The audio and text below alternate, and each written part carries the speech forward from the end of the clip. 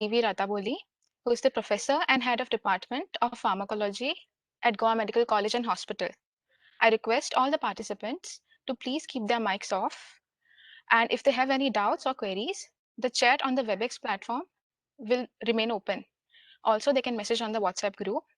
At the end of the session, sir will take a Q&A session. So if anyone has any doubts, they can unmute themselves. Also, at the end of the session, we request the participants to please switch on their camera for a photo. Without any further delay, I would like to hand over the session to Dr. Rataboli.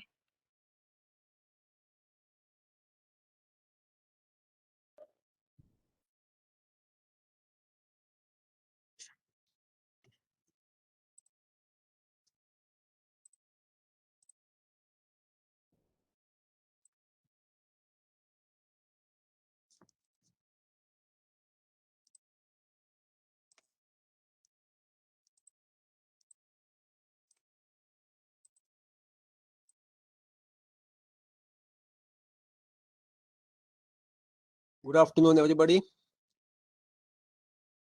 I'm really pleased to have this PEN India session for all my dear medical students. Prescription errors is a very, very important topic in clinical practice. And let me tell you right in the beginning, all the examples mentioned in this lecture are live examples. That means they have actually occurred in clinical practice. So that will give you a fair idea of how many errors we commit when we prescribe to the patients. So medication use, as you know, involves a complex process that is subject to error at many points in healthcare settings. As there are multiple steps in the medication chain, right from the drug is prescribed to when the patient receives the drug, there is a lot of scope for committing errors because this is a big chain of events. Although medication safety is one of the major components in patient safety, but unfortunately, all of us at some times or the other do commit medication errors and they often go undetected. As per National Coordinating Council for Medication Error, a medication error is any preventable event that may cause or lead to inappropriate medication use or patient harm while the medication is in the control of the healthcare professional, patient, or the consumer.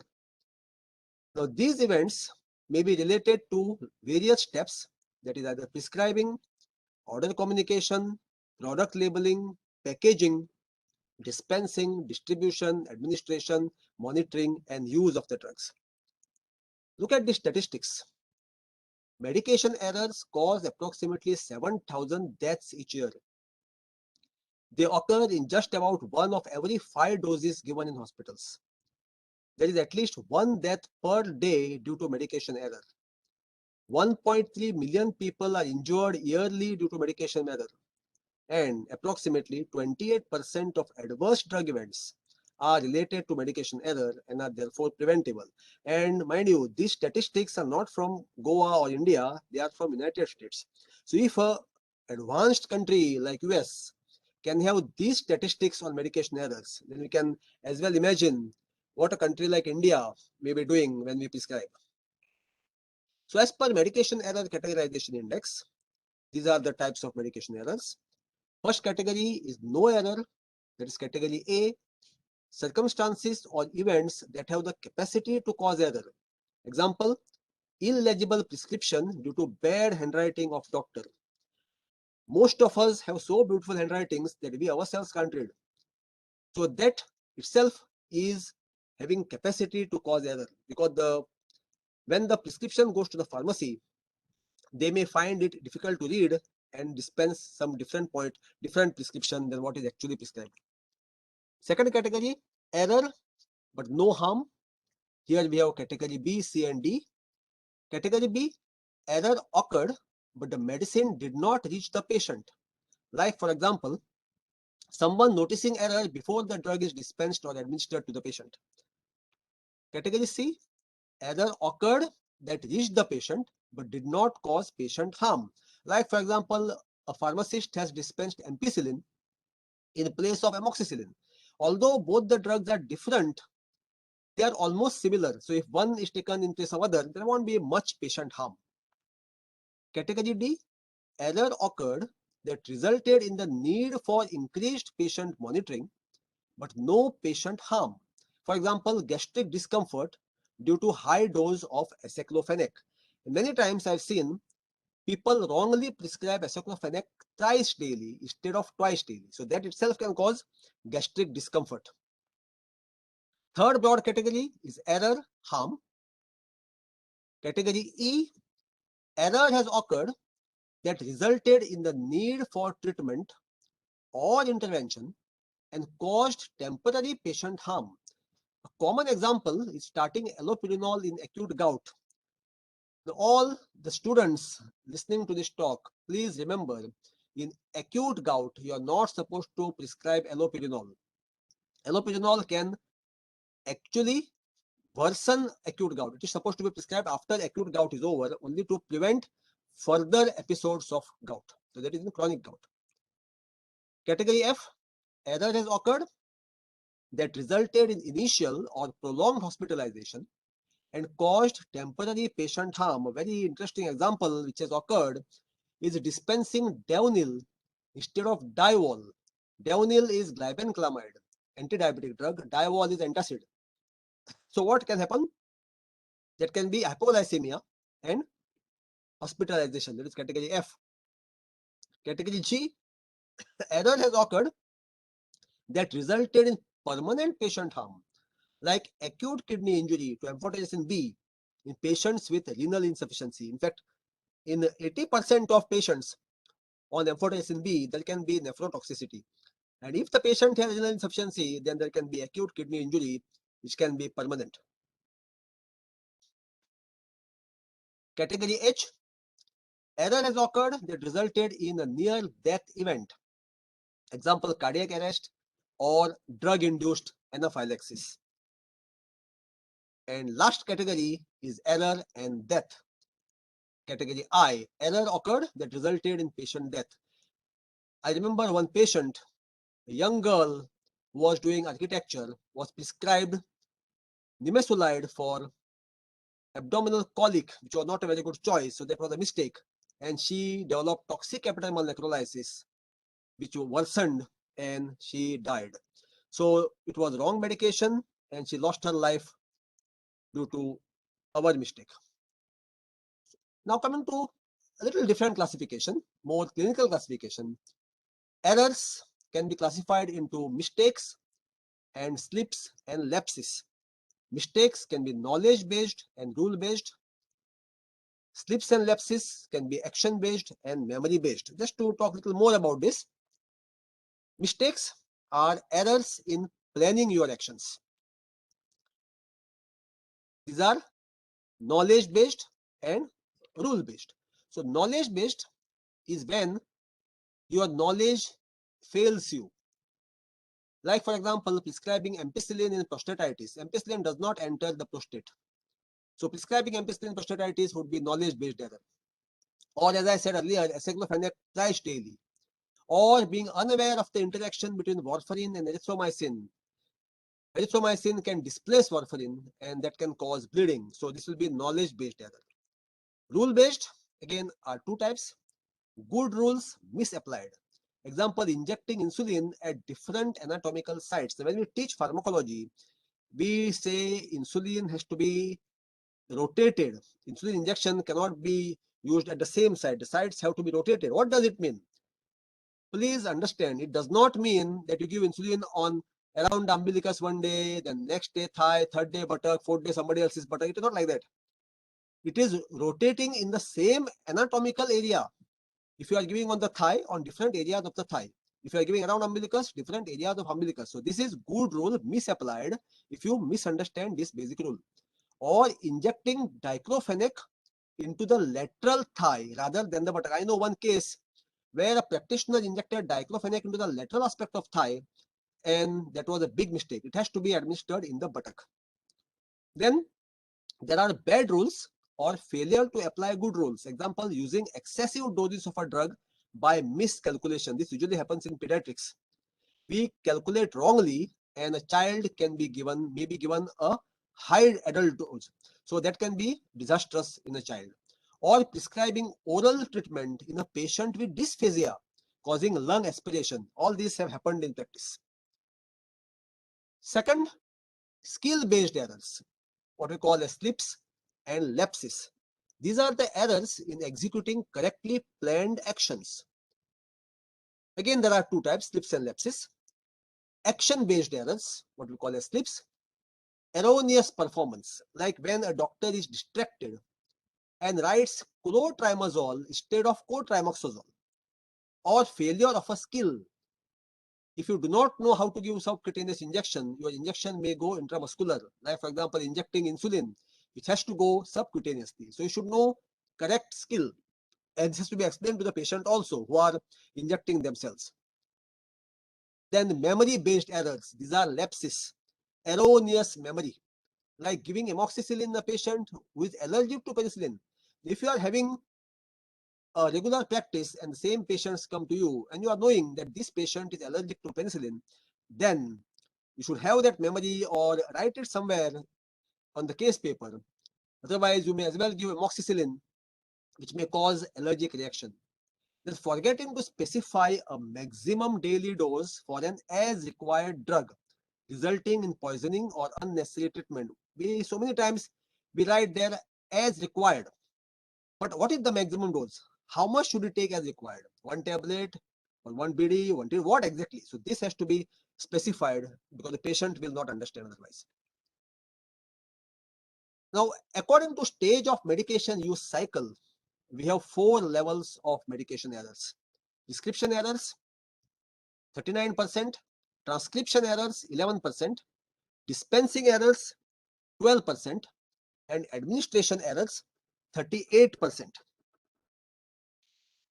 Now here, as doctors, we are primarily responsible in the first category, prescription errors, that is 39%.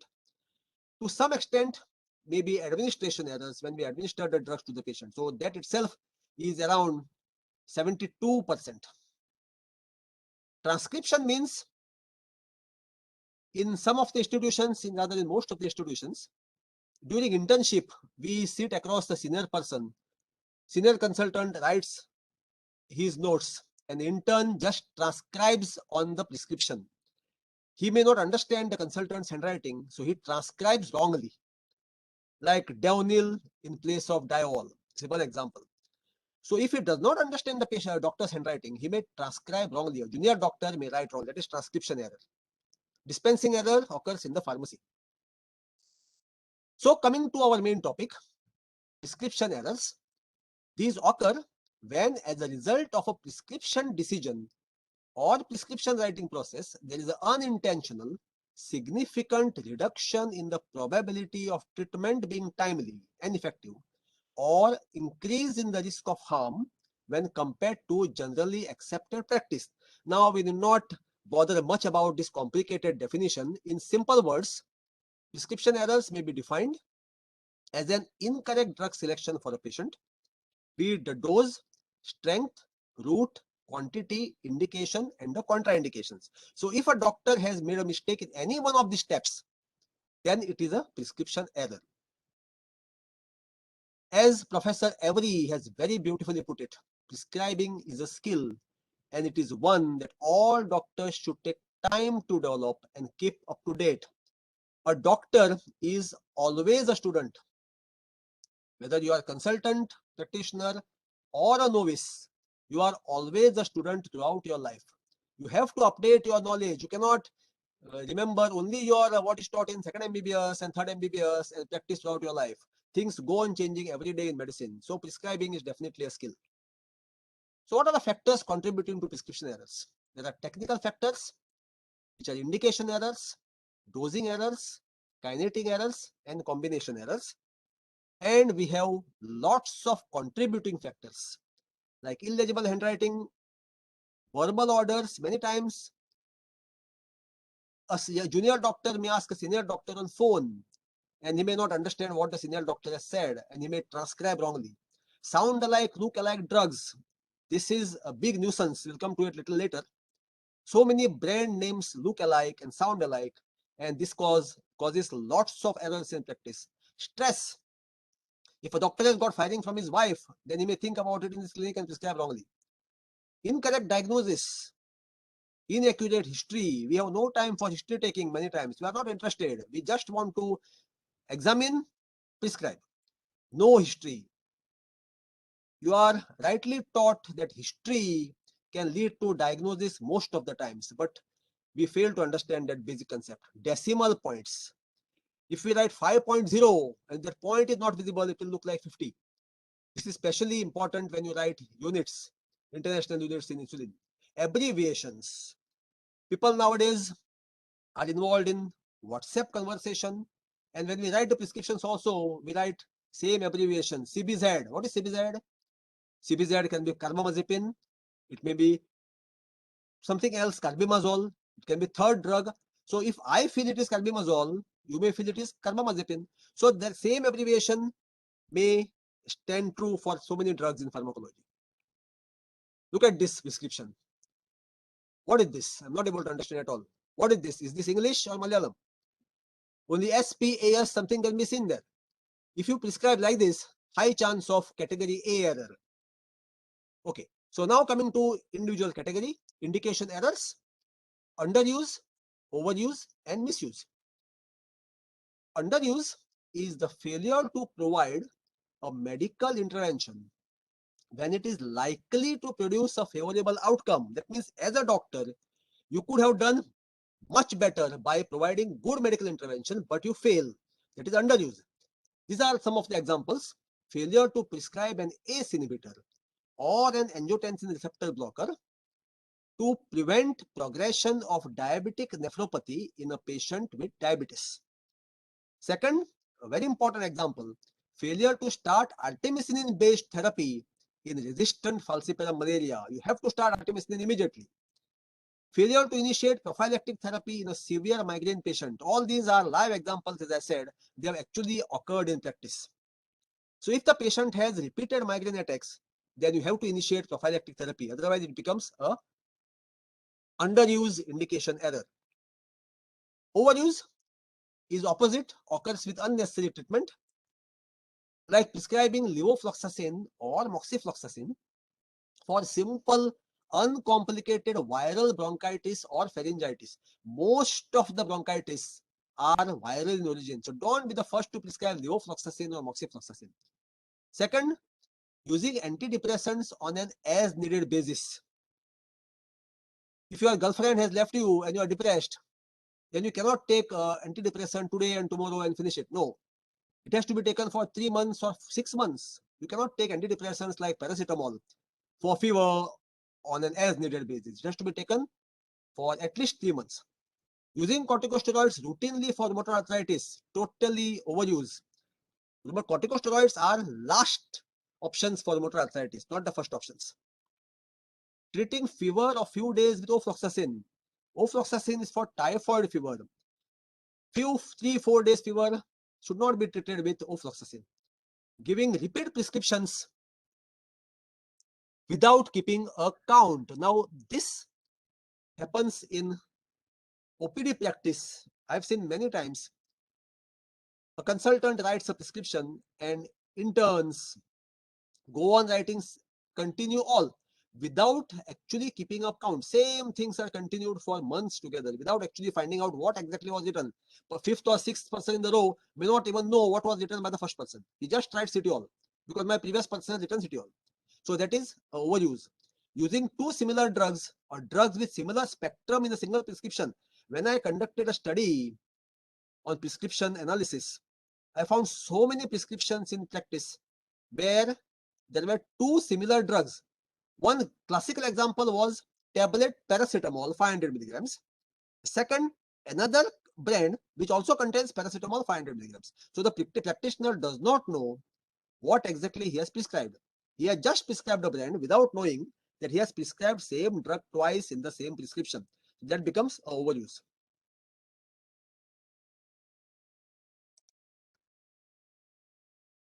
Overuse also occurs when unnecessary treatment is initiated for an unrecognized side effect resulting from current drug therapy. Now, this is very interesting case. Prescribing antihypertensives for patients whose high BP is a result of non-steroidal anti-inflammatory drug use. If your patient has taken high doses of NSAIDs, then his BP may be high temporarily. It is not essential hypertension, so you don't have to treat him with antihypertensives. Just watch, observe, decrease the dose of NSAIDs and BP will come down. Or initiating gout medications to treat mild hyperuricemia from thiazide diuretics. Hyperuricemia is a common adverse effect of thiazides, but you don't have to treat it as gout. Over treating Parkinsonian symptoms from metoclopramide with levodopa. This is totally wrong. Metoclopramide can cause Parkinson's disease or Parkinsonian symptoms, but you cannot treat it with levodopa. Failure to recognize pseudomembranous colitis during clindamycin therapy. I've seen so many cases where clindamycin has caused diarrhea, and you should be able to recognize this diarrhea as a case of pseudomembranous colitis. So don't treat it as a fresh case of diarrhea. You have to stop clindamycin here. Misuse again refers to actions that result in preventable complications or ineffective prescribing, that is wrong choice with no desirable effect. Here you are just prescribing a drug which has no desirable effect in that particular condition. Like, for example, prescribing amoxicillin for a patient with a history of anaphylaxis to penicillin. So here, this is a preventable complication. You know that a patient is having history of anaphylaxis to penicillin and you are prescribing amoxicillin. This is a misuse. Second example is very important. Prescribing diazepam instead of zolpidem for those having difficulty falling asleep. Now, please remember, if the patient complains of insomnia, difficulty in falling asleep, you have to ask him two questions. Is it difficulty in initiating sleep? That means he is getting difficulty in starting his sleep. Once he gets that sleep, then he sleeps for one day. Second patient, he sleeps well, he gets sleep immediately, but he may get up in the middle of the night and then he does not get sleep. So here, if the patient is first category, having difficulty falling asleep, then you have to give a rapid acting drug like zolpidem or zopicolone so that he gets sleep immediately and the action lasts for 1 hour and the patient then sleeps. You don't have to give, or you should not give diazepam, which is long acting drug. Or if the patient gets up in the middle of the night, then does not get sleep for the rest of the night, then diazepam would be a better choice. Third example, using long-acting beta agonists like salmeterol, bambuterol for acute bronchospasm, where you have to use short-acting beta agonist, that is SABA, salbutamol or terbutaline. Then selecting ampicillin for prostatitis, as I already gave this example, ampicillin does not enter prostate gland, so it is ineffective prescribing. Starting allopurinol in acute gout, again I mentioned it worsens acute gout. Withdrawing beta blockers abruptly and replacing with other groups, wrong. If you want to start the patient, for example, the patient is on beta blockers for hypertension, and now he has developed resistance or tolerance to the action of beta blockers, and you want to stop them and start something else. You cannot stop beta blockers suddenly after a long period of use. You have to gradually withdraw it and then replace it by other groups. You cannot suddenly stop beta blocker. Using nasal drops for more than 3 days. I know patients who have been using nasal drops for 3 years. Somebody had prescribed for blocked nose and they are continuously using them. The nose is always blocked because the nose has developed now atrophic rhinitis because of continuous use of nasal drops. So not more than 3 days of nasal drops. Misuse can also occur when a contraindication is unrecognized. Look at the examples here. Please make a note. Metformin should not be used in patients whose creatinine is more than 1.6. It is a contraindication. Or ACE inhibitors in pregnancy, or prescribing tetracyclines in children less than 8 years. All these are contraindications. Selecting venlafaxine for depression in children, it can cause suicidal behavior. In children and adolescents, venlafaxine is not to be used as antidepressant. It can cause suicidal tendencies. Prescribing quinolones in patients with epilepsy and psychiatric disorders, they can worsen. Using diuretics for lithium-induced edema, again, there can be worsening of lithium toxicity if you use diuretics. So this is a common mistake in practice. If lithium-induced edema case comes to you, the first thing that we do is prescribe a diuretic, which is wrong. This diuretic can worsen lithium-induced edema. Treating antibiotic-induced diarrhea with another antibiotic. Here you have to stop the antibiotic and not treat it with another antibiotic. So that is about indication errors. Now we come to second category, that is dosing errors. Here we have underdose, overdose, or wrong dose. Now what is underdose? The name itself suggests it occurs when less than the recommended dose is given. Best example would be prescribing antibiotics for less than 5 days. Minimum 5 days for any antibiotic. I've seen prescriptions where, especially dental practitioners, after tooth extraction, they prescribe amoxicillin capsule 3. The patient is not told that this is an antibiotic. Patient at that time has pain. So he feels this amoxicillin is a painkiller. So what he does, he takes one today, one after 1 month, one after 1 year. So he feels this antibiotic amoxicillin is a painkiller. So giving 3 capsules of amoxicillin is totally wrong. This is the reason why we developed resistance to antibiotics. Treating osteomyelitis with antibiotics for less than 4 weeks. This is one condition in medical practice where antibiotics have to be given for at least 4 weeks. 28 days, 28 to 42 days, antibiotics should be given for osteomyelitis. The only one condition where antibiotics are given for a long period. Then premature antidepressant dose reduction, as I already said some time back, antidepressants should be given at least for 9 months. You cannot give them on SOS basis. Failure to prescribe adequate dose of antibiotic in an obese patient. If the patient has 125 kgs, prescribing just 500 milligrams amoxicillin will have no action. You'll have to give 1 gram. So you have to give adequate dose of antibiotic in an obese patient. Otherwise, it will fail to act. Stopping pioglitazone before the action starts. Again, a common mistake. Pioglitazone is one antidiabetic where action starts after 6 to 12 weeks. So if you have started pioglitazone today and call the patient after a month or so, you may not get good action from pioglitazone because the action starts after 6 to 12 weeks. So you should have patience before the pioglitazone action starts. So don't stop it. Prescribing acyclovir 200 milligrams TDS in genital herpes. Now this is one drug which has to be given 5 times daily. So it is 200 milligrams 5 times daily in genital herpes. Recommending terbinafine 250 milligrams only for 1 month. I've seen so many prescriptions where even the dermatologist have prescribed for 1 month, which is wrong.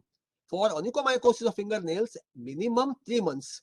It may go even to 6 months or 9 months, depending upon the severity of the nail infection. Using colchicine 0.5 milligrams TDS for 8 days, followed by BD in acute gout, totally wrong dose. Remember, for acute gout, colchicine has to be given in 1 gram stat, followed by 0.5 milligram after 1 hour. That is the current dose of colchicine. So 1 milligram stat, followed by 0.5 milligrams after 1 hour, not 0.5 milligrams TDS.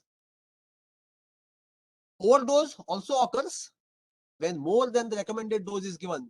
Sometimes patients demand, I want action just now. So doctor tends to give too much of a dose or too often a dose or for too long. Like starting hydrochlorothiazide at a dose of 25 or 50 milligrams per day when just 6.25 milligrams daily is often effective. Second example is fairly common in practice. Metformin 1000 milligrams plus glimepiride 2 milligrams combination TDS. This is a big mistake. Maximum dose of metformin is 2500 milligrams daily. So if you give this combination TDS, you are crossing maximum dose of both the compounds. 2500 milligrams of metformin and 4 milligrams of glimepiride. So this combination has to be given maximum BD and not TDS. Third is a very interesting example. If you are practicing, say, obstetrics and gynecology, or even in general practice, and a lady comes to you for ovulation induction. Clomiphene citrate is the drug of choice, and this drug follows very interesting rule of diminishing returns. That means when you give clomiphene citrate in a lady for inducing ovulation, the best effect will be in the first month. Very high chance of induction of ovulation in the first month. In the second month, the chance goes down, and third month chance goes further down. So if you give it for more than 3 months, the chance of inducing ovulation is low and lower. So you cannot recommend for more than 3 months, although some gynecologists recommend for 5 months. That can be exception to the rule. Prescribing azithromycin 500 milligrams OD for more than 3 to 5 days. Before 2019 guidelines, azithromycin was the only antibiotic to be given 500 milligrams once daily for 3 days. But now, the recent guidelines, 2019 guidelines say it can be given for 5 days because of emerging resistance to azithromycin. Piroxicam 20 milligrams, etonocoxib 120 milligrams, given BD or TDS, wrong. Both these are very long-acting drugs. They have to be given only OD. I've seen a prescription, piroxicam 20 milligrams TDS, written by a consultant, and the intern blindly will follow this practice. So don't follow the leader blindly. If you know the correct dose, you can always inform your seniors also. So piroxicam 20 milligrams, etonocoxib 120 milligrams are given once daily and never BD or TDS. Tadalafil, for importance, has to be given 5 milligrams once daily only. Don't give him extra force. It is wrong to give 5 milligrams BD. Then wrong dose and dosing pattern again is fairly common. It occurs when dosage calculation or schedule is wrong. Like common example, wrong calculation of pediatric doses or using adult dose in a child. So don't be in a haste to prescribe in a child. Give some thought. Look at the child's weight and then calculate according to weight and give the dose. Don't simply cut adult tablet into half and give it. Failure to adopt asymmetric dosing regimen for isosorbate mononitrate. You should remember, it is isosorbate mononitrate is given BD, but it is not given 12 hourly like other drugs. If you give first dose at 8, the second dose may be at 3 o'clock in the afternoon and not at 8 p.m. Because if you give 12 hourly, it can develop tolerance very fast. So it has to be given in asymmetric dosing pattern.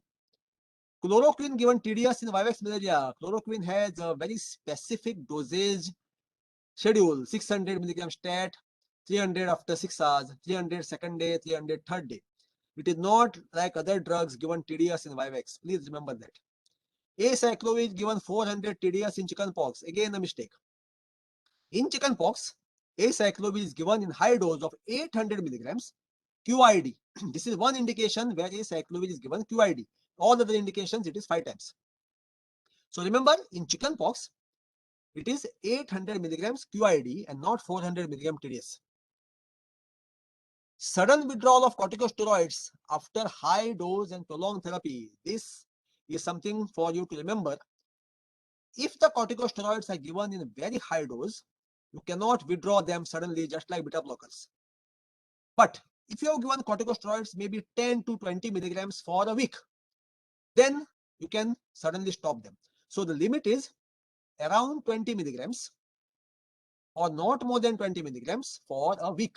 But if you cross 20 milligrams and a week's time, then you cannot withdraw corticosteroids suddenly. It has to be tapered slowly.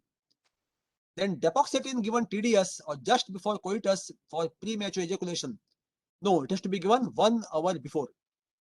Depoxetin is the only antidepressant for premature ejaculation. It has to be given 1 hour before and not just before coitus or TDS. The next example is again fairly common, using glimepiride 1 milligram in the morning and 2 milligrams in the afternoon. If at all you want to give it in 3 milligram dose, it should be separated by 12 hours. 1 milligram in the morning or 2 at night, or vice versa, 2 in the morning, 1 at night.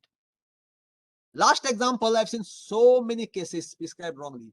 20 milligrams rabiprazole, not only rabiprazole, esomeprazole, pantoprazole, lansoprazole, omeprazole, all proton pump inhibitors have to be given OD before breakfast, never BD or TDS.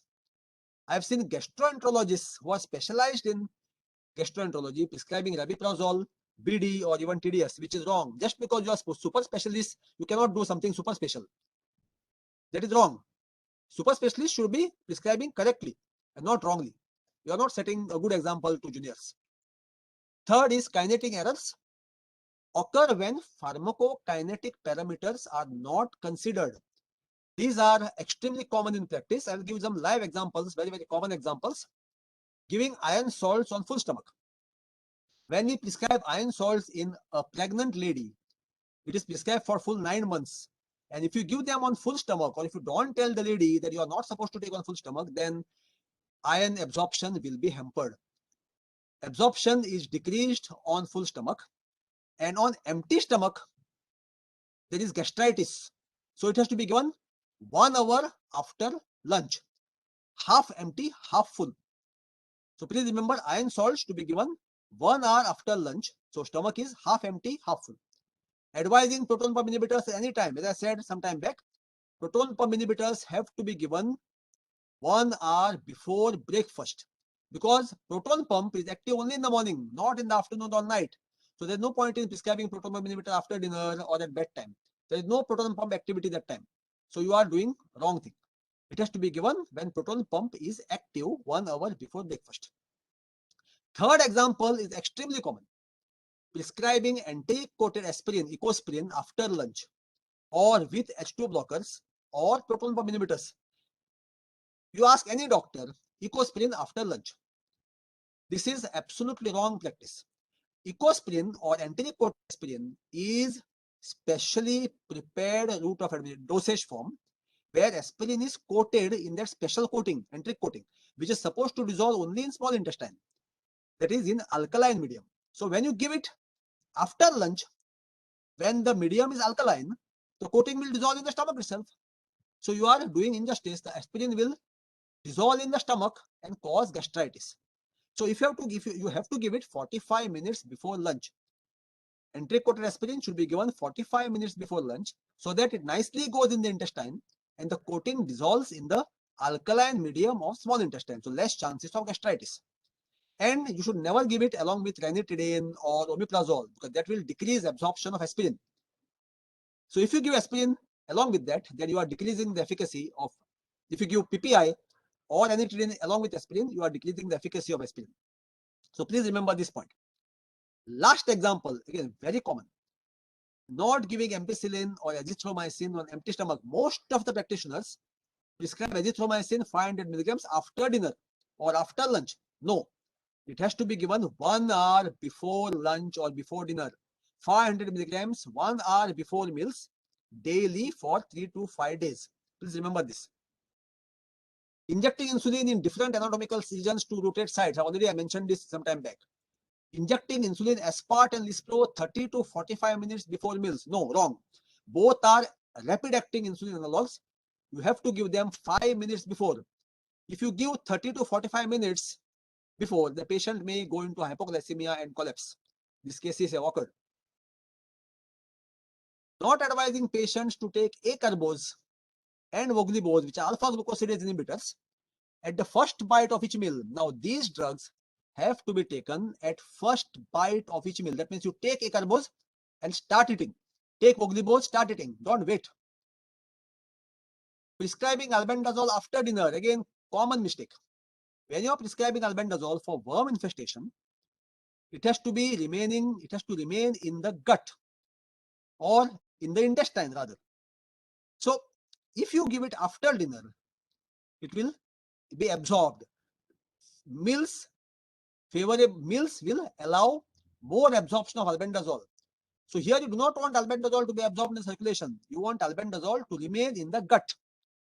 So if you prescribe helminthiasis, it has to be given after dinner. It has to be given before dinner, 1 hour before dinner. But if you are prescribing albendazole for cysticercosis, where you want its action in the brain, then it has to be given on full stomach. Remember, for helminthiasis, albendazole before dinner, 1 hour before dinner, whereas for cysticercosis, it is after dinner. Classical example of a drug following different kinetics for different indications. Last example, retard or SR tablets should never be given TDS, either OD or BD. They are sustained release retard tablets with long action. So it has to be given always OD or BD and never half BD, never cut retard tablets or SR tablets. Lastly, combination errors. Here there are two aspects. First, combining drugs wrongly. Now we like to combine things. Because why we like to combine things? Because we are not sure of ourselves what exactly we are prescribing. So prescribe 3-4 things together. So something will hit somewhere. Like starting 2 or more drugs as first line in epilepsies. When you are treating an epilepsy patient, you are supposed to start only one drug. Go up to the highest dose, and then you can add the second drug, not first line 2 or more drugs. Second example, very, very common in practice. Prescribing coamoxiclav in a lady on oral contraceptives. Now, please remember, imagine a young lady, newly married lady, on oral contraceptives. She wants to plan her pregnancy. She wants to space her child. That's why she's taking oral contraceptives. Now, she comes to you with respiratory tract infection, and you have prescribed her coamoxiclav. She takes coamoxiclav, 625 milligrams BD, and then she comes to you with pregnancy test positive. Why this has happened? Because coamoxiclav will metabolize oral contraceptives very quickly, and there is every chance of lady becoming pregnant. So she will take you to the court, and judge will not understand what exactly happened. So here, coamoxiclav is not the correct medicine for a lady who is on oral contraceptives. So if a young newly married lady comes to you with RTI, please ask history of oral contraceptive use. Third example, very, very important, co-ingestion of iron and calcium. Every pregnant lady is put on iron and calcium. There is a drug interaction here. Iron absorption is decreased by calcium. Calcium absorption is decreased by iron. So both fight with each other.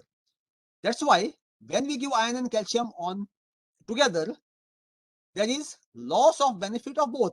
So our ladies remain anemic despite giving and hypocalcemic despite taking medicines for 9 months. So what are you supposed to do? Both the medicines are important in pregnancy. So calcium to be given after breakfast, immediately after breakfast, and iron, as I said earlier, 1 hour after lunch. Please remember this important point. There is a drug interaction here. Calcium immediately after breakfast and iron 1 hour after lunch. Remember this. Next example, betahistine and cinnarizine combination in vertigo. I have seen ENT specialists prescribing both these drugs together for vertigo. Yes, both are meant for vertigo. There they are not wrong. But betahistine is histamine agonist. Cinnarizine is histamine antagonist. So when you prescribe agonist and antagonist together, both fight with each other. Your vertigo will not disappear. So this is an important drug interaction. Prescribe only one, either betahistine or cinnarizine, not both. Next example is a dangerous example. Propranolol and verapamil prescription together. Both decrease heart rate. So if you prescribe in cardiac patients whose heart is weak, if you prescribe propranolol and verapamil together, the heart will totally disappear. So this is a very important drug interaction. Writing antacids with ciprofloxacin, we somehow have wrong habit, bad habit of prescribing antacids everywhere. Never prescribe antacids with ciprofloxacin. They will decrease absorption of ciprofloxacin. Prescribing iron salts with thyroxine and quinolones. Now remember, thyroxine is one drug which has to be prescribed on empty stomach almost 2 hours before breakfast. So never give any drug along with thyroxine. Especially, or even quinolones, never give any drug along with quinolones. Especially iron salts. If you prescribe iron salts with thyroxine or quinolones, the basic action of both thyroxine and quinolones will be lost. Using tablets and syrups with similar drug composition. This is wrong combination. We prescribe tablet paracetamol and again a syrup containing paracetamol. I've seen this so many times. Using zinc salts with quinolones. Common mistake. You know, many times the patients ask for tonics. And when we prescribe ciprofloxacin and the patient has asked for tonic, and if you give a zinc containing tonic, then zinc salts will decrease absorption of quinolones and tetracyclines. So this can be failure of therapy. So please remember, never co-prescribe zinc salts or zinc containing tablets with quinolones or tetracyclines. Eating raw garlic and onion when the patient is on warfarin, both these can displace warfarin and cause bleeding. Similarly, taking ginkgo biloba herbals with aspirin, warfarin, and NSAIDs. Many times these ginkgo biloba containing tonics are prescribed with aspirin, warfarin, and NSAIDs, and there can be toxicity of these drugs.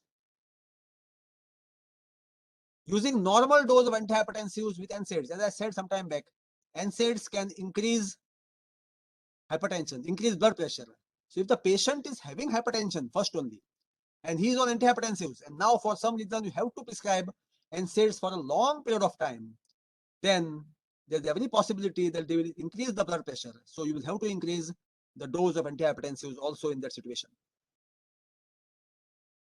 Prescribing phenytoin with vitamin B6 containing preparations, phenytoin absorption will be decreased.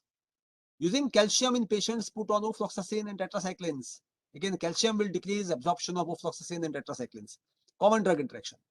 Using calcium with amlodipine. As you know, amlodipine is a calcium channel blocker. So if you use calcium with that, amlodipine action will be decreased. Next example, you have to be very cautious here. Whenever a patient comes to you with dysentery, dysentery is a bacterial infection. It is not plain diarrhea. It is bacterial dysentery. You should never prescribe loperamide, which is anti-motility drug. So anti-motility drug will decrease motility, and there are high chances that infection will remain inside and cause toxic syndrome. Never prescribe loperamide for dysentery. It is only for plain non-infectious diarrhea as an anti-motility drug. Using 2 or more antibacterials with similar spectrum, there are hundreds of examples here. Classical examples in hospitals, amikacin, aztreonam prescribed together. Even in big hospitals, I've seen amikacin, aztreonam are prescribed together. Both are having same gram-negative spectrum. Now, second part of combination errors, using wrong or irrational fixed dose combinations. Now, India is a hub of irrational combinations. We have hundreds of fixed dose combinations which are wrong, and we blindly prescribe, like amoxicillin, ampicillin with cloxacillin. This is wrong combination. Paracetamol in combination with NSAIDs. We are having all sorts of NSAIDs combined with paracetamol. It is pointless to combine NSAIDs with paracetamol. Cefixime and azithromycin for typhoid fever. Wrong combination. Quinolones with metronidazole. Now, I'll spend some time here. Whenever a patient comes to you with dysentery, many times we co-prescribe Ciplox TZ or Oflox OZ, that is a quinolone like ciprofloxacin, ofloxacin, along with either metronidazole or tinidazole. Now, what is the indication for these drugs? Quinolones are for bacterial dysentery, whereas metronidazole, tinidazole is for amoebic dysentery. And both amoeba and gram-negative infections never come together. Entamoeba histolytica does not like to befriend gram-negative bacteria. They are never together. So here, if you co-prescribe this fixed dose combination, you are either using metronidazole wrongly or quinolone wrongly. That means you have not diagnosed it properly, whether it is amoebic dysentery or bacterial dysentery. And in third amoeba, this is the classical question that is asked. What are the differentiating points between amoebic dysentery and bacterial dysentery? You should know them very well. But this combination will be rational for PID. When you are treating pelvic inflammatory disease, you have to treat two things. One is gram-negative infection, and second, anaerobic infection. So there, this combination would be the best. Metronidazole for anaerobes, quinolones for gram-negative. So same combination, irrational for diarrhea and dysentery, whereas rational for pelvic inflammatory disease. Please make a note. ACE inhibitors and ARBs, wrong combination. They are harmful. Levocetrizine, montelukast, and ambroxol. Levocetrizine is antihistaminic. It will dry the cough. Montelukast will do nothing to the cough. Ambroxol will try to wet the cough. So ultimately, nothing happens to the cough. Cough is very happy. Wrong combination. Domperidone, ondansetron with H2 blockers and proton pump inhibitors. Again, wrong combination. Ranitidine with dicyclomine. Wrong combination. Look at the next one. Antibiotics with mucolytics and so many things. Ambroxol, carbamazepine, bromhexine with ciprofloxacin, amoxicillin or ceftriaxone. So any one of the above first three can be combined with any one of the second three. So there is no point in combining mucolytics or expectorants with antibiotics. It is wrong practice. Codeine, noscapine, ammonium chloride, phenylephrine, ambroxol combination. Codeine and noscapine are cough suppressants. They will suppress the cough. Ambroxol is mucolytic. It will wet the cough. Ammonium chloride is expectorant. So what exactly are you trying to do when you give this combination? Are you suppressing the cough? Are you expectorating the cough? So ultimately nothing happens to the cough. So wrong combination. Glimepiride, metformin, voglibose. These combinations are rampant in the market, and even the diabetologists are prescribing this. Glimepiride has to be given 10 minutes before meals. Metformin immediately after meals. Voglibose at first bite. So if this combination is given, when exactly are you going to give it? So one of these drugs will not give you maximum result. So somewhere the patient is the loser because he does not get the benefit of all these three drugs to the ultimate. Rabiprazole with aceclofenac, wrong combination. Rabiprazole will decrease efficacy of aceclofenac. So all these combinations are available in the market. As I said, India is known for wrong combinations, and we like fools, we are prescribing them. Diclofenac, trypsin, chymotrypsin. Now, trypsin, chymotrypsin are enzymes which are destroyed on full stomach. They have to be given on empty stomach. Diclofenac has to be given on full stomach. So when you have this co-combination and give it on full stomach, you are not allowing trypsin, chymotrypsin to act. It is as if you have given only diclofenac. Whether the rate of the combination is very enormous, very high dose, high rate, very costly because of trypsin and chymotrypsin, that the patient is not getting any benefit. Last example, diclofenac with serratiopeptidase. Now, the serratiopeptidase is supposed to have some anti-inflammatory action, but if you combine a very weak and anti-inflammatory with a very potent anti-inflammatory diclofenac, it is just like a rat accompanying lion for hunt. Who is going to hunt, rat or the lion? Similarly, serratiopeptidase will do nothing for inflammation. It is just to add to the cost. If diclofenac strip costs you 20 rupees for 10 tablets, diclofenac with serratiopeptidase will be 70 rupees. This is just to make business out of it without any action. So you have to think and think well before practicing. Now, common errors in practice are with reference to our antimicrobials.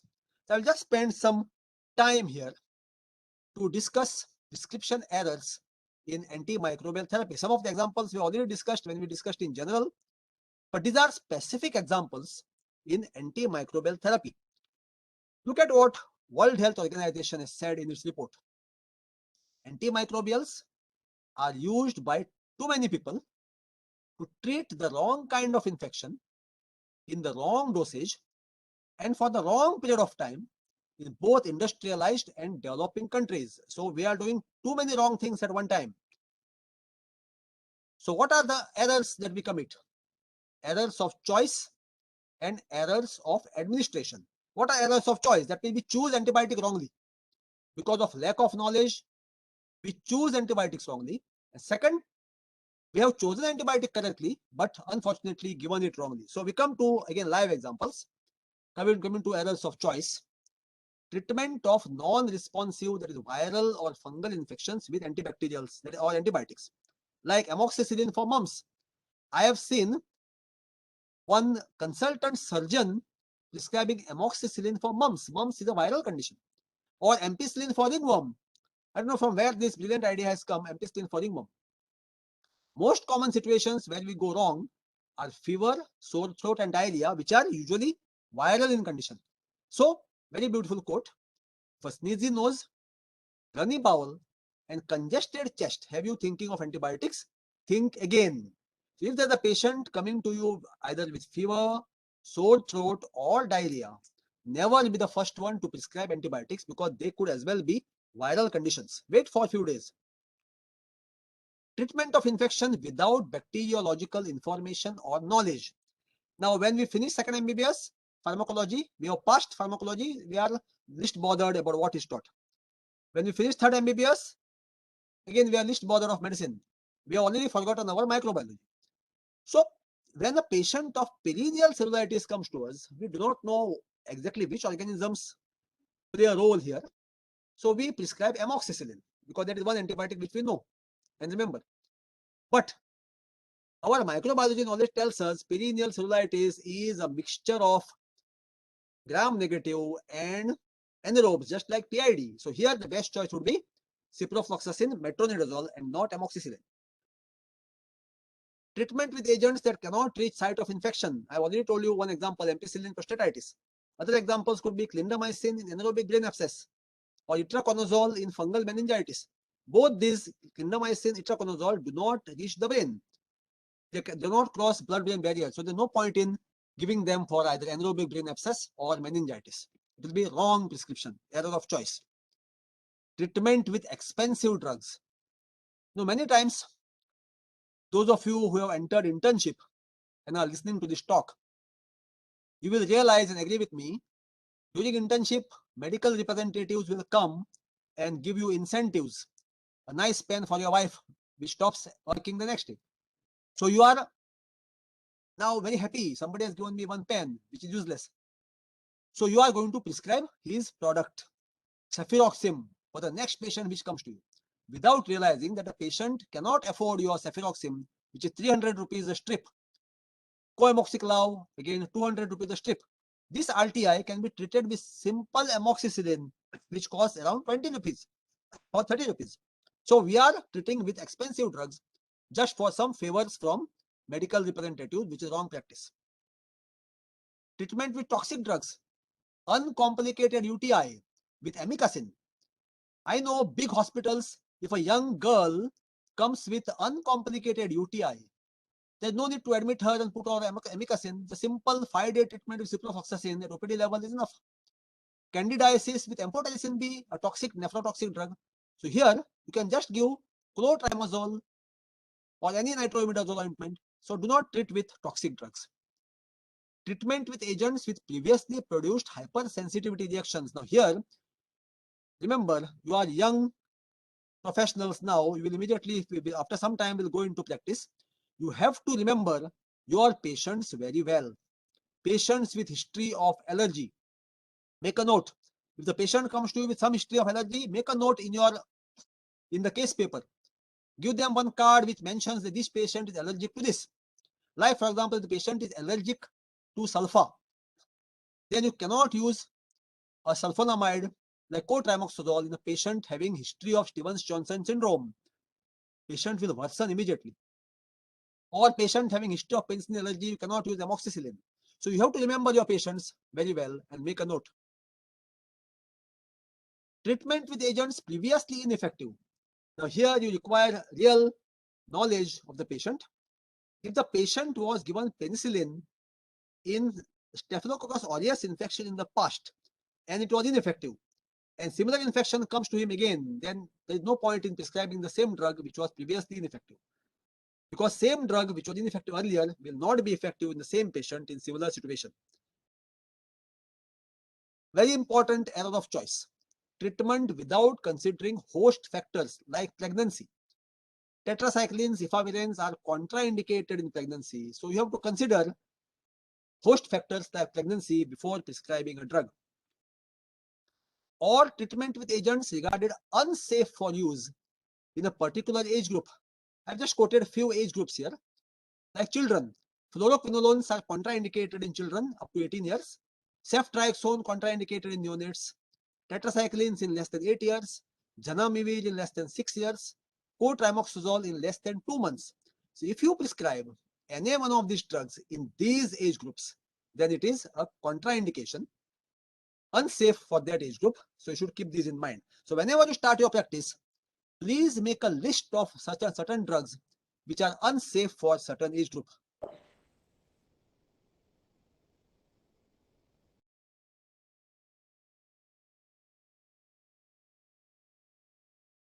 Treatment with unnecessary and wrong combinations. As I said, we like to combine things without thinking. I've seen many prescriptions, especially by elderly practitioners, ciprofloxacin and chloramphenicol in typhoid. Now, what actually has happened? When these practitioners were young, chloramphenicol was the best drug, golden drug for typhoid. So they remember their drug, chloramphenicol. Now, representatives have told them ciprofloxacin is very good for typhoid. So they don't want to take a chance. Golden drug of the past, golden drug of the present, combine both. But they don't realize ciprofloxacin and chloramphenicol are antagonistic to each other. So nothing works in typhoid. Similarly, cefuroxime-axetil, levofloxacin, both are very expensive drugs. Both are having similar spectrum. Prescribing both together in respiratory tract infection will be unnecessary combination and the wrong combination. So that was about errors of choice. Now coming to errors of administration. Here we have already selected the correct drug, but we are giving them wrongly, like wrong, inadequate or excessive dose or dosage schedule. Azithromycin given BD, it has to be given QID. Chloroquine given TDS, wrong, it has a specific dosage schedule. Wrong route of administration. IM vancomycin in pseudomonas colitis. For this indication, it has to be given orally. For MRSA, it is IM. For pseudomonas colitis, vancomycin is oral. Then oral antibiotics in severe infections. Here you have to give them intramuscularly or intravenous. Delay in starting therapy can be an error of administration, like delayed use of artemisinin-based therapy in resistant falciparum or delayed use of heart in AIDS. This can be error of administration. Too short or too long treatment period. I already mentioned for osteomyelitis, it has to be at least 4 weeks. Anything less than that will be too short. Azithromycin is maximum 5 days. Anything more than that will be too long. Failure to recognize toxicity, like Stevens-Johnson syndrome with cotrimoxazole, pseudomembranous colitis with clindamycin. You have to immediately recognize the toxicity and immediately stop the drug. Otherwise, the patient will go into worsening and it may be fatal also. Failure to modify dosage in renal and liver impairment, very common thing in practice. Like patient of renal failure, if at all you are prescribing aminoglycoside, it has to be given in low dose, not the standard dose. Failure to correct host factors contributing to treatment failure. Patients may be having alcohol or smoking when they are on your antibiotics, and that's why there is failure of therapy. So you should tell them not to smoke and not to take alcohol. Of course, there is a chance that they may prefer to take alcohol and smoking and not take your antibiotics, but you should do your duty. Very important. Failure to take measures against mechanical factors. You can imagine a case, accidental case coming to you. There is a necrotic tissue there, stones, mud. So you have to remove that necrotic tissue before dressing or using antibiotics without drainage of pus. Antibiotics fail to act in presence of pus. Drain the pus first, do correct dressing, and then prescribe antibiotic. Failure to anticipate drug interactions. I already mentioned this earlier. Iron calcium with fluoroquinolones, zinc with tetracyclines can decrease the action of antibacterials. And very, very important, failure to consider effect of food. Ampicillin with food is wrong. Ampicillin availability is decreased on full stomach, whereas cefuroxime-axetil before meals again wrong. Availability increases 25 times, or rather 25-fold on full stomach, 25% rather on full stomach of cefuroxime-axetil. So remember, cefuroxime-axetil has to be given on full stomach, ampicillin on empty stomach. Now, I mentioned additional factors which can lead to errors. One was look alike, sound alike, or misleading names. All of you will go into practice shortly. Some of you are already in internship. You are familiar with some brands. There are so many brands which are sound alike and look alike. There can be similar names. Mahaquin is lomifloxacin, Malaquin is chloroquine, Malaquigin is quinine, Meloquin is mefloquine. So if your handwriting is not legible, pharmacist will give one for the next and create a problem. Acetane, acetol, acizol. Acyl, acylo, acylo, acio, acin, acinyl, acioaclin. All are very, very similar. Flumil, flunil, flunit, fluner. ABZ, A2Z, AUZ. ABZ is albendazole. A2Z is a tonic, multivitamin. You know, I just tried to write that A to Z little quickly on the prescription. If you write that T and try to cross that T and without removing the pen from the paper, try to write that O, that T will look like B, that O will look like B. So TO will look like B. I have tried writing that. So your A to Z written in haste may look like ABZ. So what can happen? This patient going to the pharmacy and you are prescribed A to Z 30 1-month tonic tablets will be receiving ABZ albendazole for 1 month and he will never get worms for his lifetime. So prescribe correctly and correct handwriting. Look at the next one, Erix and Erox. Erix is sildenafil, Erox is amoxicillin. If somebody prescribes Erox and the pharmacy gives Erix, you know what is going to happen. Demoxy and Denoxy. There are some names which are misleading. So when you remember your brand names, remember the pharmacological name also. Moxikind is not moxifloxacin. I have seen prescription written wrongly. Doctor thought it is moxifloxacin. It is not moxifloxacin. It is amoxicillin. Uripure has nothing to do with urine.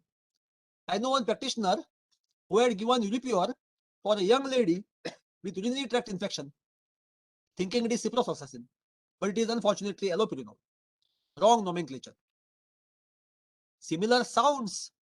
If you go to the pharmacy and ask for Allegra for allergy, and that person there in the pharmacy thinks it is Adegra, what will happen? Your allergy will not disappear, but you will get allergy at some other place. So these similar sounds can be dangerous at times. So never ever ask orally. Same names and different drugs, this is even more dangerous. Flunec of one company is fluconazole, other company is fluoxetine. Same names, different pathy. Pause. In allopathy, homeopathy, siddha, everywhere it is pause. But if the pharmacist gives any pause, fortunately, all this pause is for menstrual bleeding, excessive menstrual bleeding, to pause the bleeding. So it won't cause any harm. But the next name, Uricare. If you write Uricare for your patient, look at the Uricare things. What will the pharmacist give? This Uricare, or this one, or this one, this one, this one, this one, this one. Which Uricare out of these? All these Uricares are Ayurvedic Uricares of different companies, and even more dangerous, what exactly you are prescribed? Was it this Uricare, Solifenacin, or this Uricare, Tamsulosin? So this will give you a fair idea how these brand names can create a problems and prescription errors. So always make a habit. You are young now. Always habits die hard. So make good habits, cultivate good habits. When you write a brand name, write the actual pharmacological name in the bracket. So that will give a fair idea to the pharmacist what exactly you are written. This is the classical example of Uricare where things can go haywire. Then there are similar names for different pathy. Myospasm forte is diclofenac, paracetamol, and chlorzoxazone. Whereas Myostal forte is anti-arthritic Ayurvedic preparation. So one can easily make wrong things, dispense wrong things. And this is even more dangerous. Non-technical and human names. There might be some names watching this program also.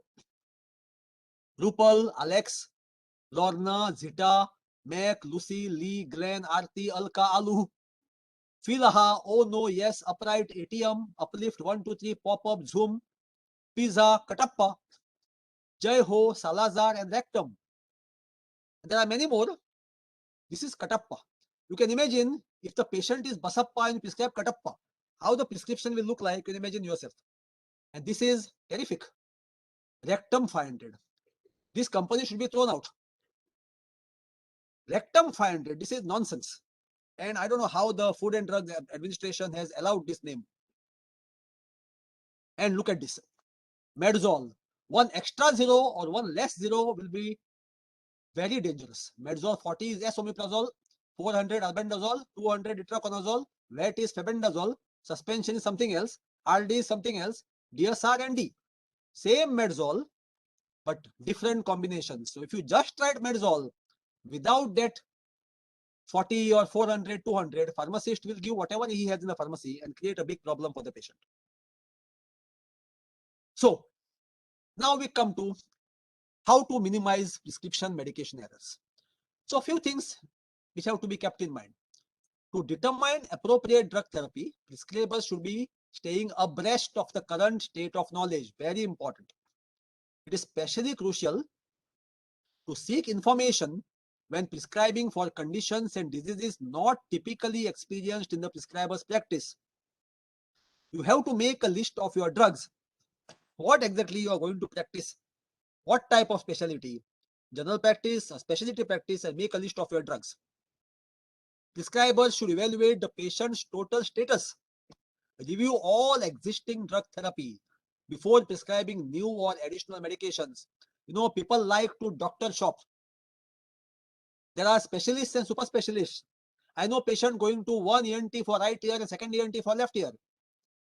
So if that is the thing happening in current scenario, then if a patient comes to you for whatever problem, ask him or her if he has been taking any medicine from any other doctor.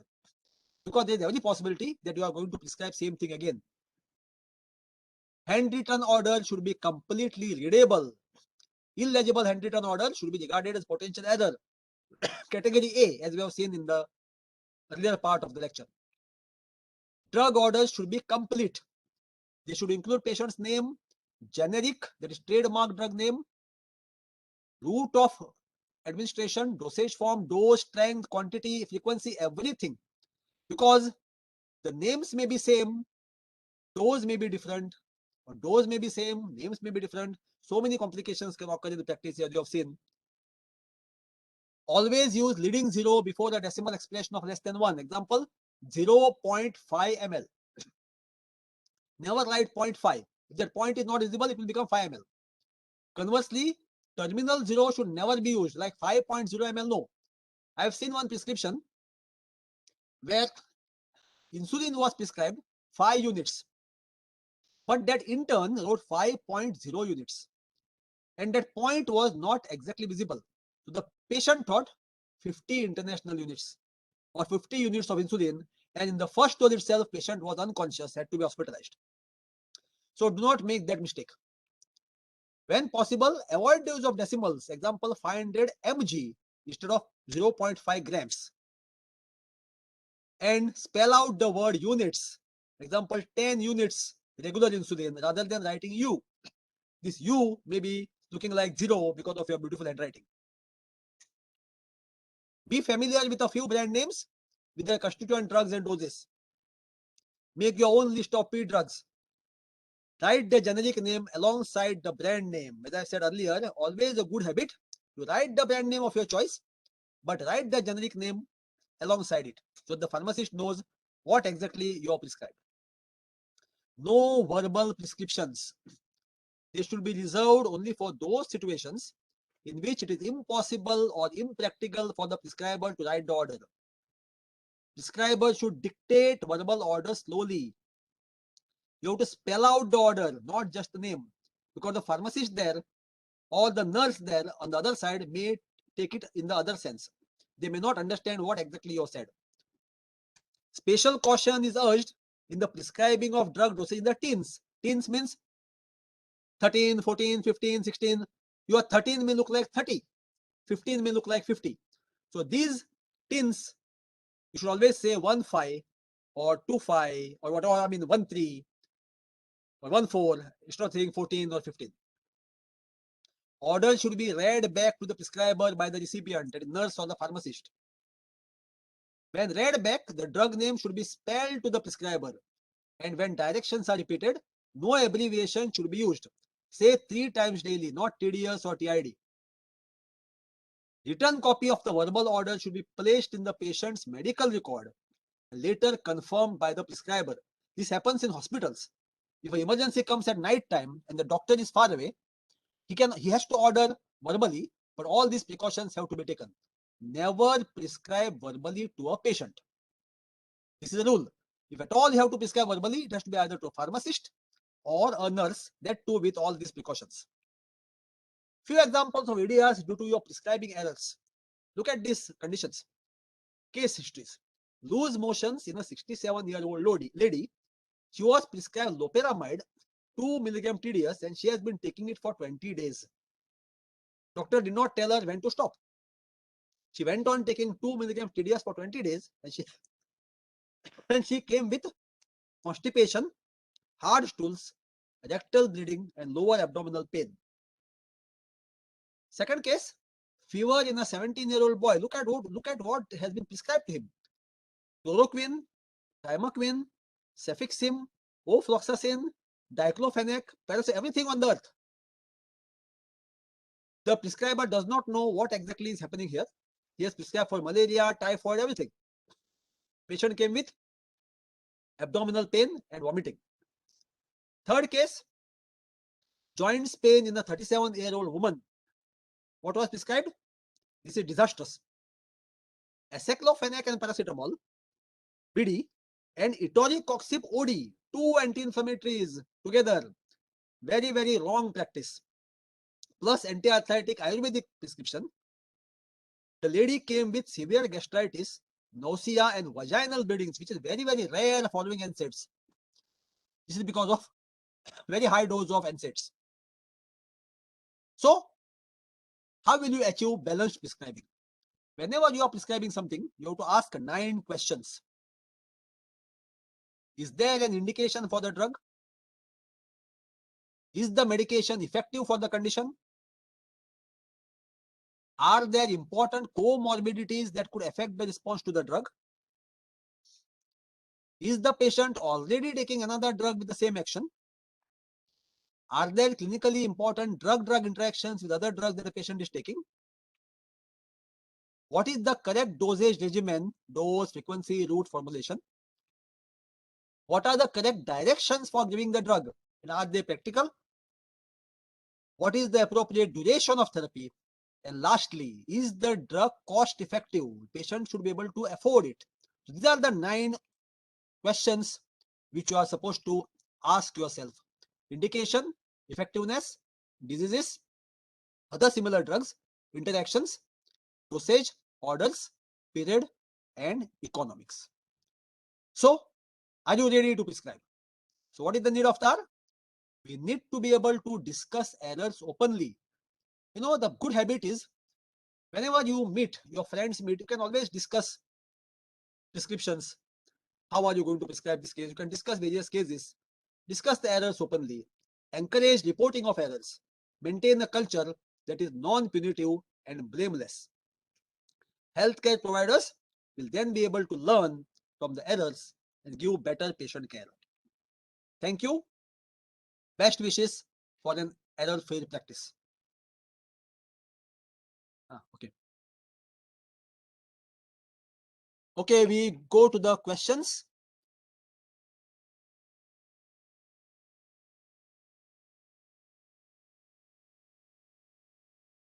What is the question? Advice to take before iron, advice to take before food. Not able to see the question.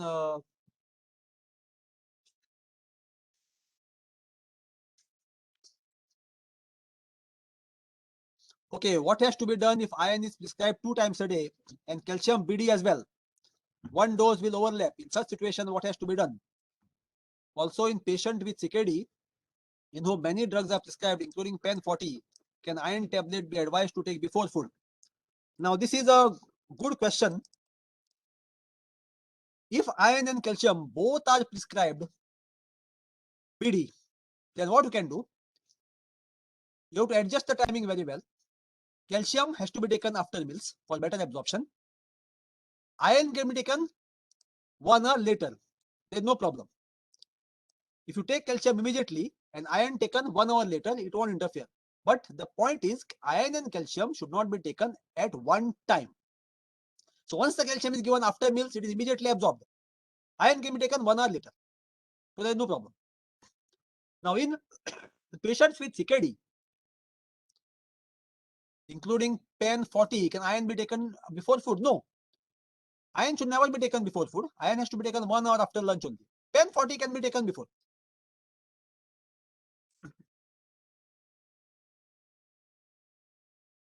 Okay, the metformin glimepiride combination. All right.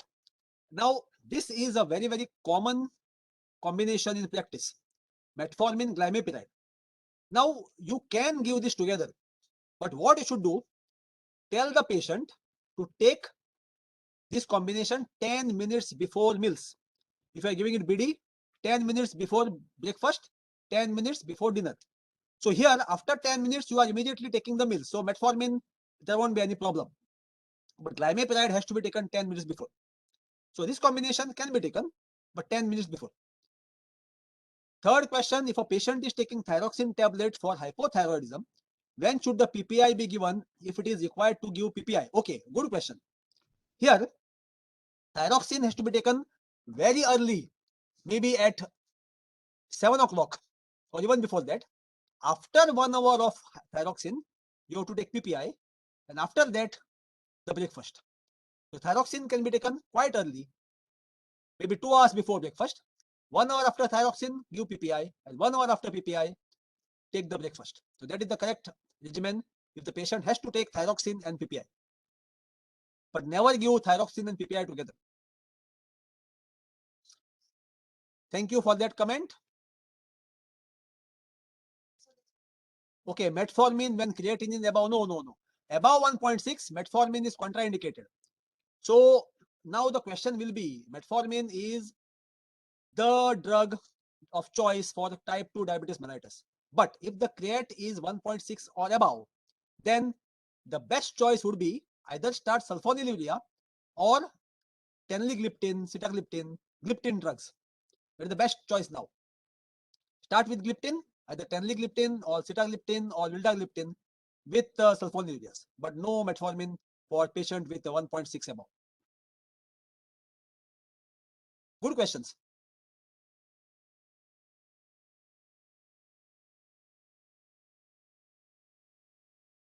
If anybody has more questions, please ask.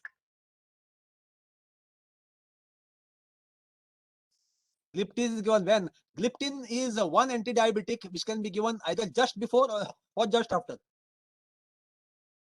Both the times are possible. Just before or just after. So this is a big advantage. If the patient forgets to take before, he can take after.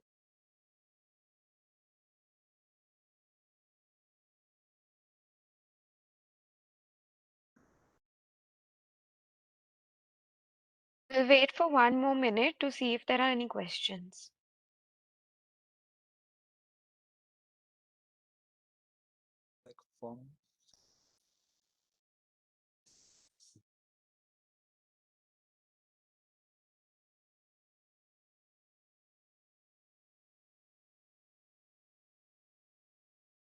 Phenylephrine to be combined with antihistaminics and paracetamol. Not a very good combination, but it won't affect that much as combining of glucolytic with antihistaminic. You can combine technically.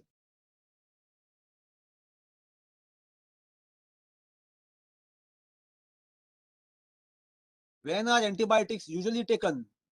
But I have not understood the question. Means you are asking with reference to meals? Is it with reference to meals? If it is with reference to meals, then there are a lot of antibiotics to be taken before, like ampicillin. Okay, ampicillin, then azithromycin have to be taken strictly before meals, whereas antibiotics like cefuroxime-axetil, cefpodoxime-proxetil are to be taken after meals, coamoxiclav after meals. But there are some antibiotics which can be taken irrespective of meals, like amoxicillin. Amoxicillin can be taken anytime, but cefpodoxime, cefuroxime, coamoxiclav have to be taken after, doxycycline after. Beta blocker and CCB are contraindicated, but in IST with hypertension, beta blocker and calcium channel blockers are not contraindicated. Only propranolol and verapamil calcium channel blocker is contraindicated, whereas dihydropyridine is actually beneficial. Propranolol can be combined with dihydropyridine like nifedipine, which is not much used in now, amlodipine, cilnidipine, benidipine. That is a good combination. So that can be combined. Azithromycin after meals, no. I've told you so many times, no. Azithromycin 1 hour before meals, 1 hour before, not after. If a diabetic patient is on insulin, which oral anti-diabetic medications can be combined in the regimen? Metformin can be combined, sulfonylurea can be combined, even gliptins can be combined. Insulin goes well with anybody. Insulin is a good friend, everybody is good friend. Can be combined with anybody. Can anti-narcotic like nintedanib be taken for 4 months? No. Not advisable. It's a highly specialized drug. It has to be given with great caution, not for 4 months.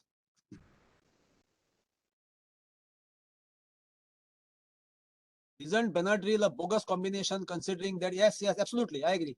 But don't tell my name. It is a wrong combination. Bisphosphonate, what is the previous one? Contains along with, okay. Bisphosphonates to be taken how long?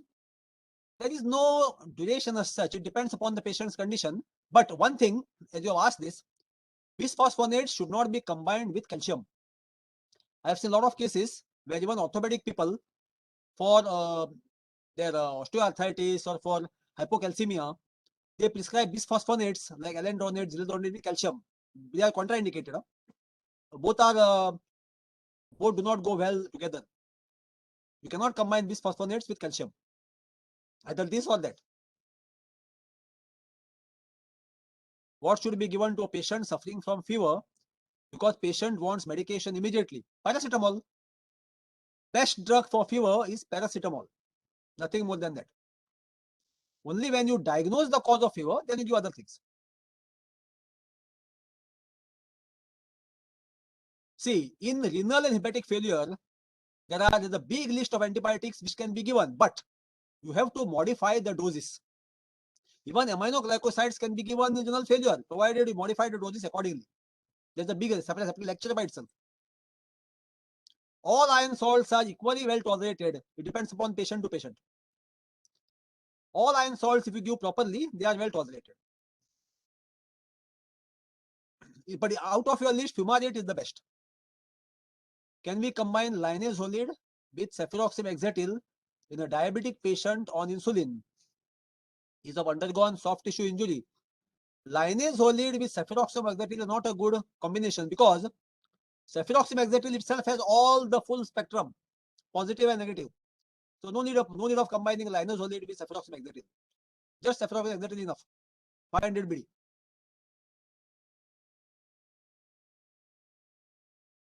Which antiplatelet?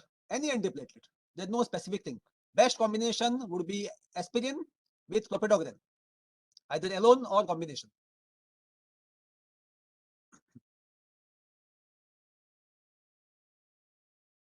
Who is only responsive to insulin and not any oral drug? What is it? There was a point about change of anatomic sites for taking insulin. What can be done for the diabetic patient who is only responsive to insulin and not any oral drugs? Now, what exactly you want to ask? Probably you are saying the patient is receiving 2 types of insulin. Probably. Then what you can do? Say rapid acting insulin can be on the thigh, on different aspects of thigh. Thigh is a very big area. Right, left, all the aspects you can change. And nighttime insulin, basal insulin can be taken around the umbilicus. That's the correct habit. Yes. Doxiba can be taken within 6 hours of game. Correct. Very good question. Why to change anatomic sites? There is one reason. If you give in the same place, it could be painful. One thing. Second thing, there can be accumulation of fat. There can be lipoatrophy as well as lipohypertrophy. Both the things are possible. So you change the sites. If is metformin still advisable if HbA1c is more than 8%? Yes, very much. What other medication can be added? If the patient is on, see, there are so many options for diabetes. Metformin with sulfonylureas like glimepiride, gliclazide, glibenclamide, along with vildagliptin, sitagliptin, Then we have more drugs coming up now, like saroglitazar. So many examples are there. So it all depends what exactly gliflozins are there. Dapagliflozin, canagliflozin. So there are so many options available. You have to judge the patient's condition and fasting sugar and give. What is that? Dose calculation of insulin. Is it based on glycemic control? Obviously, not body weight. On glycemic control, yes. Extrapolate insulin on long-term basis, side effect, not really, very safe. As compared to others, extrapolate insulin very safe, not many side effects. Modern first-line treatment, heart failure, same old drugs, ACE inhibitors, beta blockers, first line ARBs, angiotensin receptor blockers, heart failure. Now we have new drugs like pinacidil, clomacalin, but best drugs are ACE inhibitors, angiotensin receptor blockers, beta blockers, diuretics. To prevent resistance to sulfonylurea after some years, can be given metformin? Yes, very much, absolutely. In fact, it is good idea to change sulfonylurea after some time and shift to gliptin. Very good. Plus gliflozin. You can try gliflozin also. Can we have PPT for teaching purpose? You ask the organizers.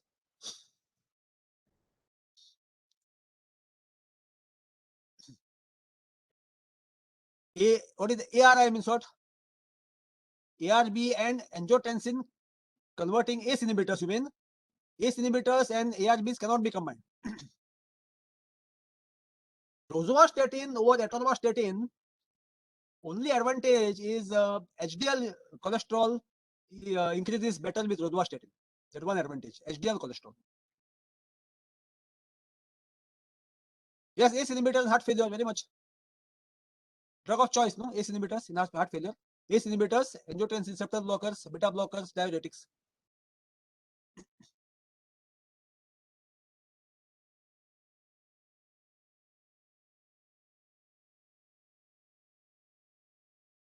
Triptomor 10 milligrams daily. Depends upon the patient. I wouldn't advise. Triptomor 10 milligrams daily, not a good habit. 10 milligrams HS is enough. Only if it is really required.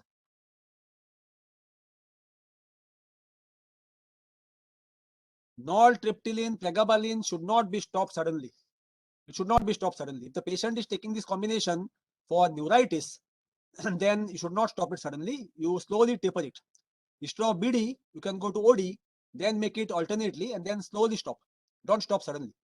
Patient will get abrupt pain, abrupt neuritic pain.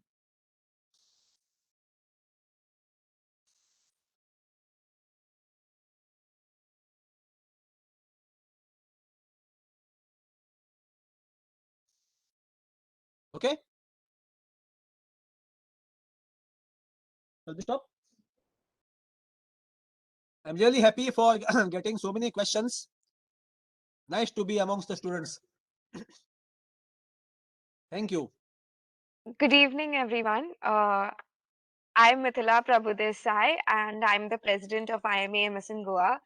I would I'm I would like to thank Sir for the informative and wonderful session that he conducted. I would like to congratulate Shivani Naik, the Vice President of IMA MSN Goa, and all the volunteers for flawlessly conducting the event. I would like to thank you all for attending it and asking all these questions, and I hope that you learned a lot. I would request you all to uh, turn on your camera so that we can take a picture. Ritesh, please let us know when you are taking the picture. Thank you so much, and thank you for attending, everyone.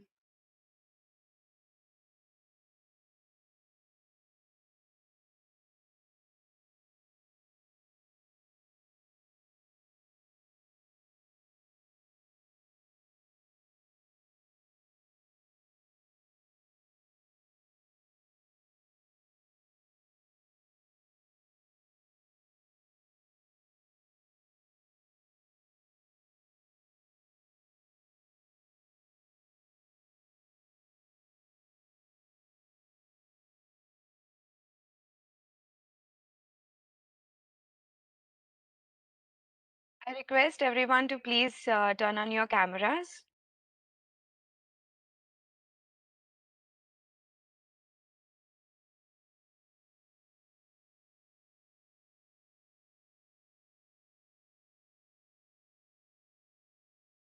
Ritesh, let us know when you're taking it. Huh?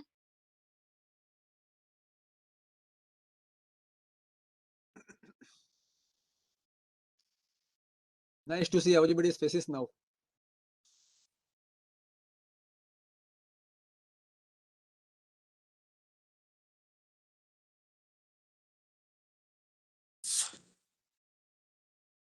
Okay, everyone ready?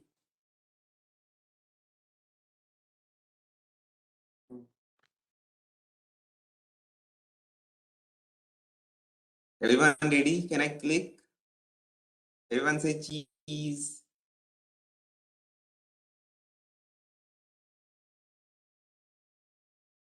Yeah, done.